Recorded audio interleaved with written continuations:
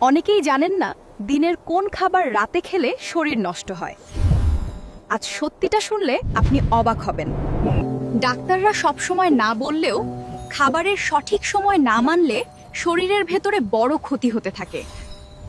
ভাত আর ডাল দিনে ভালো হজম হয়, কিন্তু রাতে খেলে গ্যাস বাড়ে এবং শরীর দ্রুত ভারী লাগে।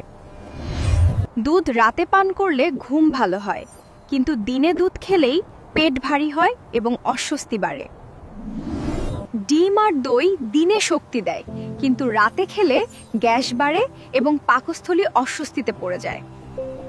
ফল এবং কলা সকালে বা দুপুরে উপকারী, কিন্তু রাতে খেলে হজম সমস্যায় পেট ফেঁপে যেতে পারে।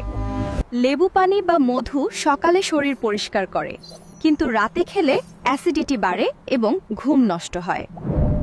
সবজি দিনে এবং রাতে দুই সময়ই উপকারী, কিন্তু গভীর রাতে ভারী সবজি খেলে হজমে সমস্যা হয়। এমন দরকারি স্বাস্থ্য ভিডিও পেতে চাইলে একটি লাইক দিন আর আমার পেজটি ফলো করে রাখুন। আপনাদের সমর্থনই আমার শক্তি।